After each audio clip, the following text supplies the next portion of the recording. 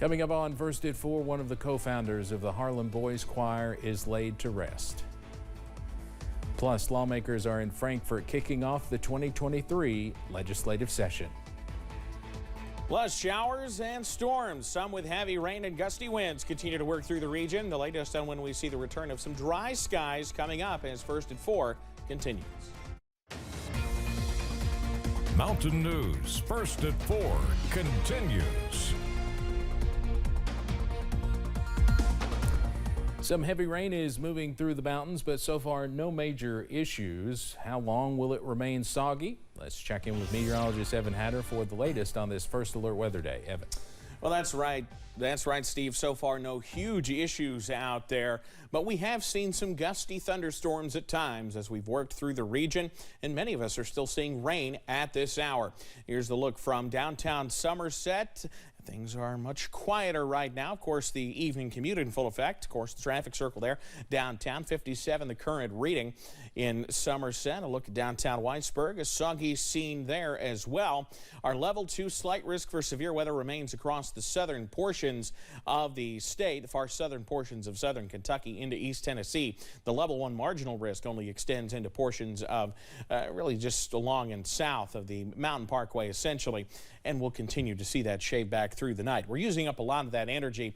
The heaviest of the thunderstorms now pushing east of the region, the last little bit of those into portions of Logan and Mingo counties, but some moderate to heavy rain at times working through parts of Bell, Whitley, and Knox counties right now. That'll continue scooting off to the east into portions of Harlan and Leslie County here before too long.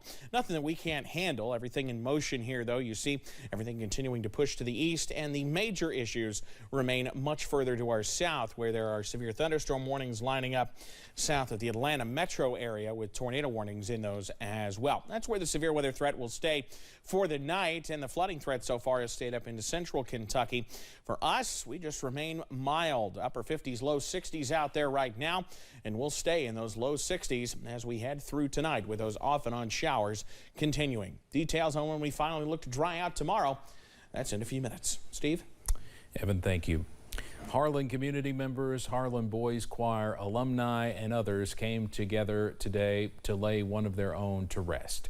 Harlan Boys Choir co-founder and the longtime director, David Davies, was known for his love of music and his dedication to his community. So in honor of him, his friends, family, and fellow Green Dragons sang, laughed, and shared stories of the impact Davies had on all of their lives.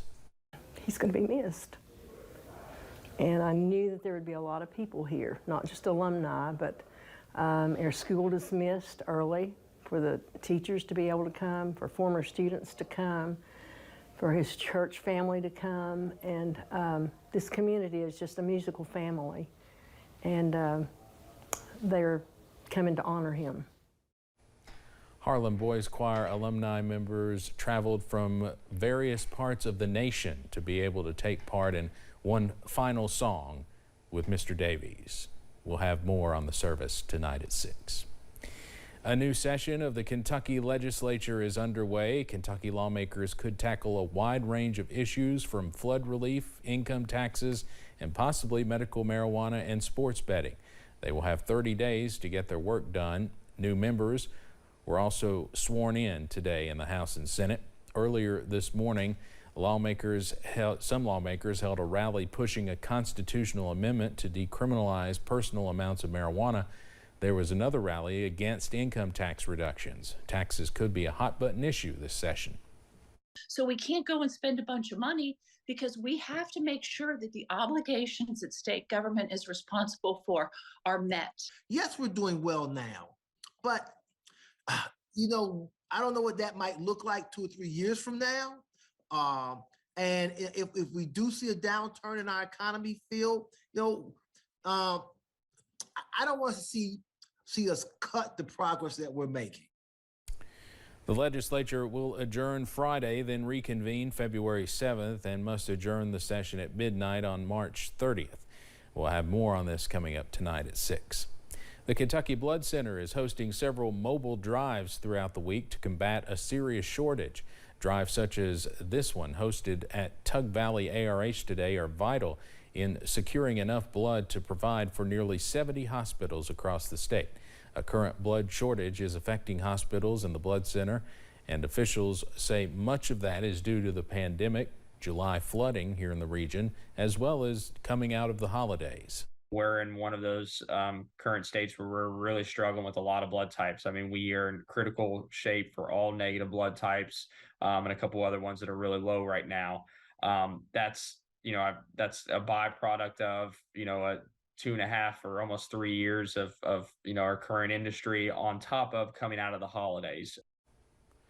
If you would like to help out, the Bloodmobile will be here at WYMT right outside the station on Friday afternoon beginning at 3 p.m. until 7 p.m.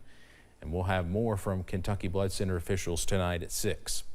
Hospital beds are filling up and long lines are being formed at hospitals in Shanghai as China is urged to share its data on the latest COVID-19 wave spreading throughout the country.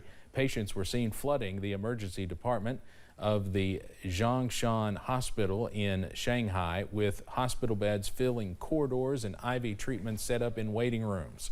China's abrupt turn on COVID controls last month, as well as the accuracy of its case and mortality data, have come under increasing scrutiny at home and overseas, and has prompted some countries to impose travel curbs.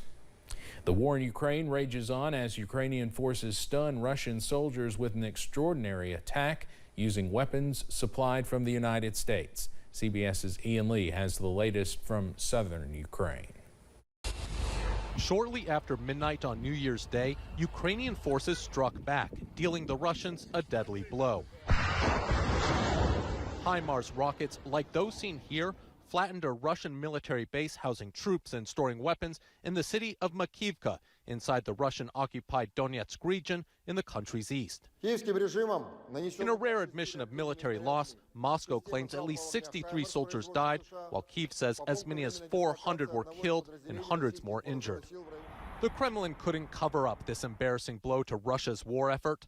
Social media posts carried the alleged photos of the aftermath, and Russian military bloggers quickly condemned their own commanders for allowing the attack to happen. Jeff Hahn is a Russia expert with the London School of Economics. The Russian regime is trying to figure out the best way to spin this. On the one hand, they don't like to ever admit taking military casualties. On the other hand, by publicizing these numbers and keeping them relatively high, but not admitting to the full amount, they can instead try to rally public support. Out of revenge, many Ukrainians now brace for what they believe will be a ruthless Russian response, meaning more destruction like this. Ian Lee, CBS News in southern Ukraine.